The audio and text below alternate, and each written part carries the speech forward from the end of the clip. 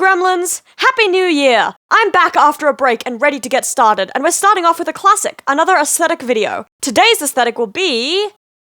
Gremlincore! Oh, this is perfect! Gremlincore, also known as Goblincore, is the aesthetic that got me into aesthetics in the first place, through TikTok compilations on YouTube back in 2020 or 2021. I haven't talked about it officially on the channel, but given my channel name and all the things I create, you can probably tell that I freaking love this aesthetic. Gremlincore's main focus is the quote-unquote less beautiful parts of nature, including such critters and things as frogs, snails, moss, mud, fungi, and bugs. It appreciates nature's unpredictability and ugliness. There are a lot of associations with the fae and folklore beings, especially the more mischievous or wild creatures. The original name for this aesthetic, Goblincore, comes from the goblin of European folklore. However, the name Gremlincore is perhaps more preferred now due to the goblin's association with anti-Semitic propaganda, something I don't have a lot of knowledge on, but will touch on a bit more later. Gremlincore is a popular aesthetic within the queer community, especially non-binary and trans-masc people, possibly due to its focus on the less appreciated side of nature, which can feel relatable to marginalized people. Sometimes, Gremlincore is referred to as the masculine version of cottagecore, but I disagree. The core of these aesthetics are fairly different despite both centering nature, and both aesthetics can be adapted for masc or femme styles. Gremlincore was part of my own queer self-discovery, especially my gender identity, and I find dressing in a Gremlincore way gives me gender euphoria. Some Gremlincore visuals are nature-based, others center around things one can collect and store in pretty jars, use for jewelry, or keep in one's pockets. A big part of Gremlincore is collecting things, including buttons, can tabs, bottle caps, rocks, sea glass, bones, and rings. Other visuals, more for appreciating, photographing, or drawing than for collecting, include insects and snails, mushrooms, moss, frogs and toads, forests, and the smell of rain on dirt. A few other objects a gremlin might appreciate include vials of potions or tinctures, thrift store clothing and jewelry, especially in earth tones, and anything fantasy-related. I'm sure you're beginning to see why I like this aesthetic. If Gremlincore sounds almost but not quite your vibe, similar aesthetics to research include cottagecore, vulture culture, mosscore, and goblin academia. I've done videos on a couple of those, although be warned that my video on mosscore is one of the earliest videos I posted and is not good. Gremlincore fashion is earth-toned, comfortable, suitable for adventuring outside, usually layered, and almost always at least partially thrifted or DIY'd. Layering lots of different patterns, textures, and fabrics gets very gremlin-y vibes in my opinion, especially when most items are earth-toned. Old and slightly worn lace, knit fabrics, and corduroy all have very different and good textures. Also, layering belts and jewelry. Some specific things to wear include oversized sweaters, worn jeans and overalls, often patched, unique and funky socks, boots or Converse, hand warmers, trinkets displayed on clothing, and jackets covered in pins or patches. Clothing will often be stained from being outside and smell like the forest or like wood smoke. Now, back to the Gremlincore versus Goblincore thing I mentioned earlier. The main criticism of the aesthetic under its former name was that the association with goblins was anti-Semitic. I am not a person to talk in depth about this issue, but I don't want to gloss over it. Changing the name of the aesthetic was the biggest remedy to the issue, and while Gremlincore was the most popular name, Crowcore and Dragoncore were also connected aesthetics that focus more on the collection of shiny things. Also, generally the goblins in Gremlincore are more tied to their old fae roots than the anti-Semitic corruptions of them, but it is best to listen to the voices of those affected. There are some excellent talking points that go more in depth on this issue on the aesthetic wiki, and I've linked that if you want to dive deeper into this discussion.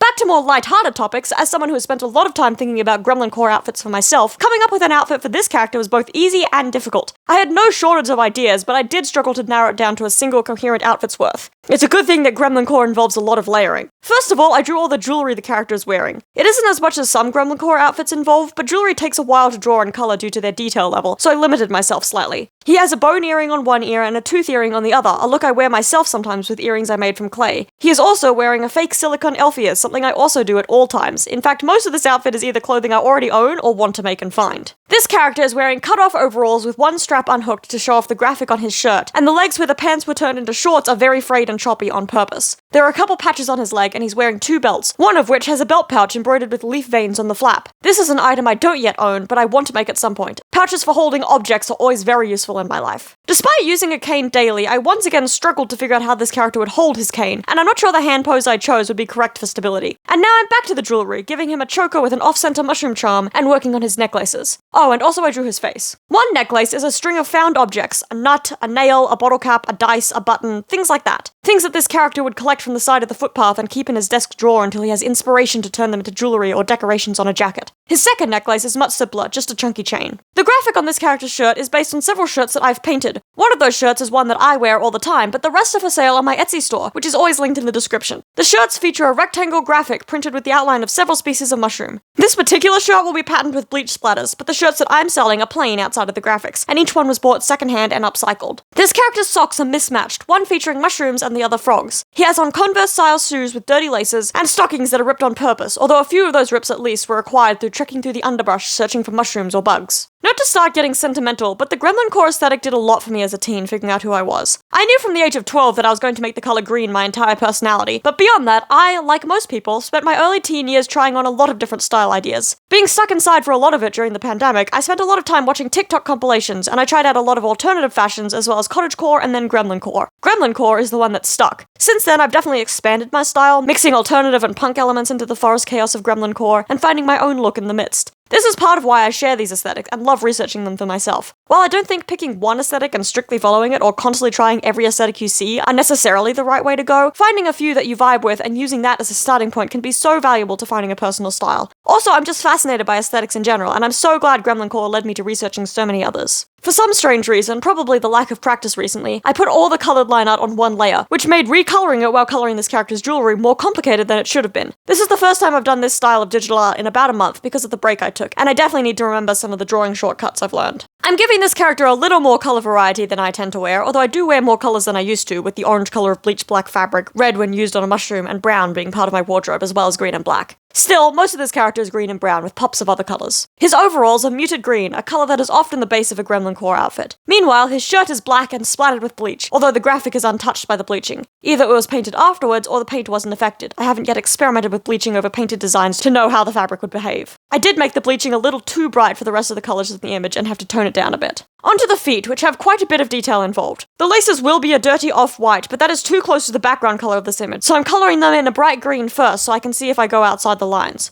Which I did. A lot.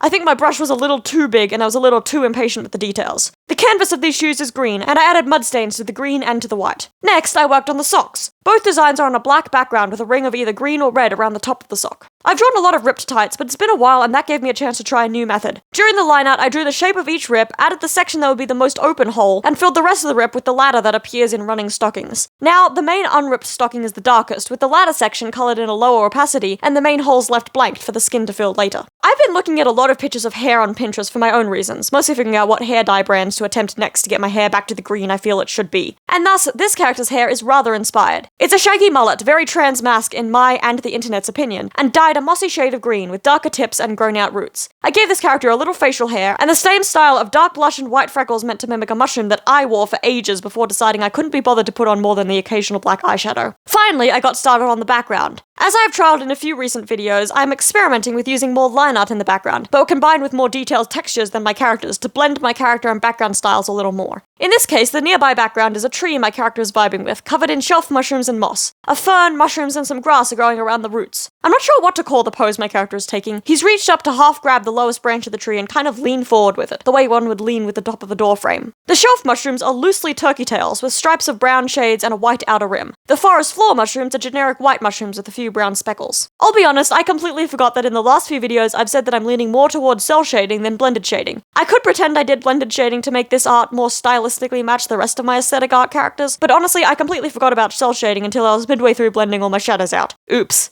I did, however, try something new for the skin. For ages I've been seeing diagrams of places to shade bluer, redder, and yellower on skin for more realism, and I finally tried to follow one of these diagrams. I'm not sure it totally worked, and given the examples I've seen have all been on Caucasian skin tones, I wonder if I need a different method for brown skin or if I just need more practice. Through the end of last year, I ran through most of my scheduled video ideas, and while I have a few more to start off my new year, I'd love to hear from you what videos you'd like to see. Physical art, digital art, sewing, or clothing related. Anything you think could be fun. I'll be brainstorming for myself as well. The background is very easy to texture. I used a bark texture on the tree and leaves on the forest floor, then began layering brushes to make the tree look mossy and overgrown. As I added more to the background, I realized that this character is pretty much the same colors as the forest, so I added a golden beam of sunlight through the trees to provide some contrast between him and the rest of the forest. I also added shadows around the trees and under the character. This is the downside of setting all my aesthetic characters in settings that fit the aesthetic. So often they end up the same color palette as their backgrounds. I finished the character up by adding a drop shadow at the last minute. So last minute that I'd finished recording, sent the art to a friend, and realized said as I saw the set screenshot that there wasn't enough shadow. I fixed the mistake, and this character representing my favorite aesthetic, Gremlincore, is finished. I think the new year is off to a bang with this art. I'm very proud of it, and so glad I finally got to talk about Gremlincore in detail. I hope you all have a great 2026, and until next time, bye!